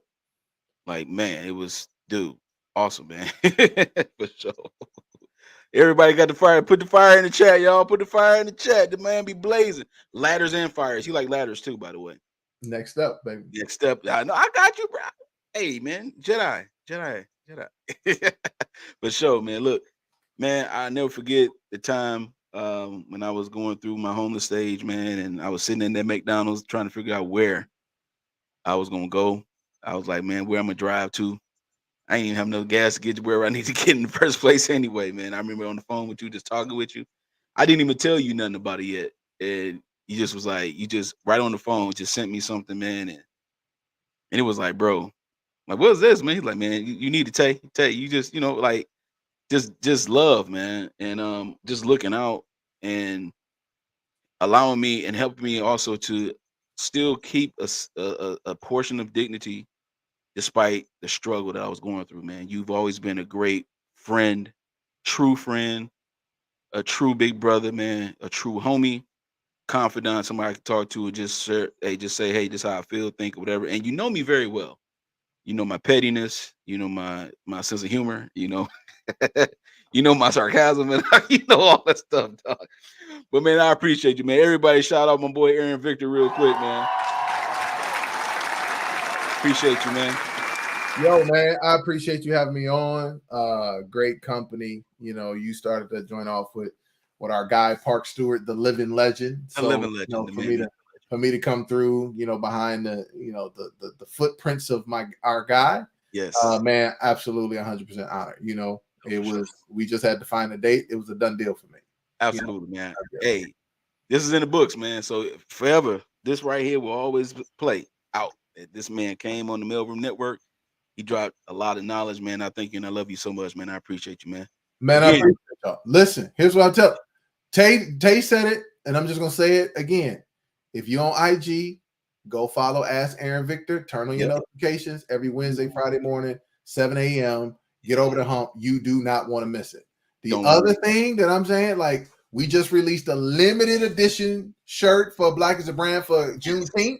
But here's the thing I want you to understand. Black is the brand because if we gonna put this divinity, and then I'm gonna be a little hood about it for a second.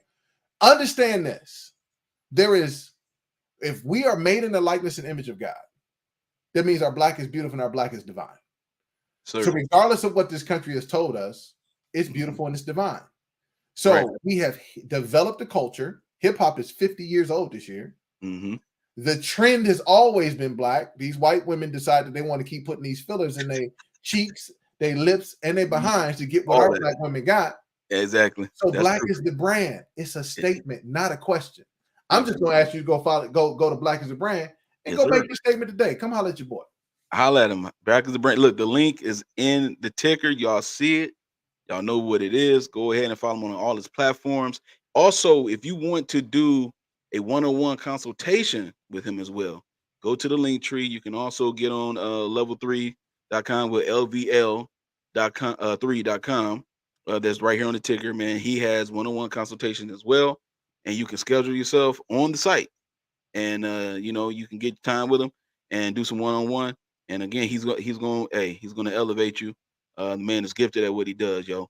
Again, Aaron Victor, I appreciate you, baby. Man, I appreciate you, Tay. Sir. Have fun, man. All right, man. Yo, that was my brother. That was my friend. That was my confidant, the one and only Aaron Victor. And I'm so excited that he came through, man. I'm telling you, this was like, I'm super excited. This is like a kid at a candy store. This is like full circle, going from the young buck to being able to just interview my big bro. He's doing so many great things. Again, holla at your boy. Built for This is the book, #1 bestseller on Amazon in 7 different categories, and also top 10 in 10 different categories. And you can go again to his link tree link that I have here on the ticker, and you'll be able to get all of the information there. Before we go, I just want to leave you with something here. That we talked a lot today about being built for this, about going through challenges and situations, obstacles, pain, adversity, disappointment, fear, being brokenhearted. These things sound terrible by themselves.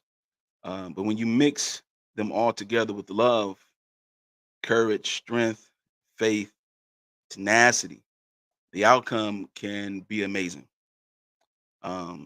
It's like a delicious cake fresh out the oven. It's like before it was even called a cake, it was just a mix of raw ingredients that if you eat them alone, you could possibly get sick or they're not going to taste well or anything of that nature too. So, if you try to get a spoonful of flour and try to eat it by itself, you're not going to like it, But with the right measurement of all these things mixed together, accompanied by time spent in an uncomfortable environment like an oven, you receive a delicious dessert. For some of the time, most of the times, it's in a celebratory occasion that people use it for, like a birthday or retirement, right?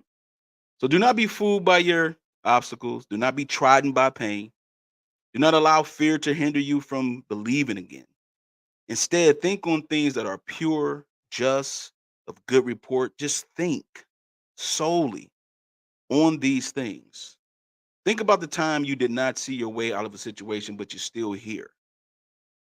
Think about the time when you were in a relationship that was failing and you didn't know if you were good enough because you gave all you had and it still wasn't enough. You were disappointed and rejected. But see, now is the time in this space and watching this show. Hopefully, you came to the conclusion today that I am built for this. Once you realize and understand that you're built for this, you can grow and blossom the way you were intended. Then you will be able to recognize that your dopeness doesn't expire. So continue in faith, operate in love, and make wise decisions so you can become a classic. Until then, it's your boy Tay Biz signing off. And as always, keep your coffee and your conversations brewing. I'll holler back at you next week.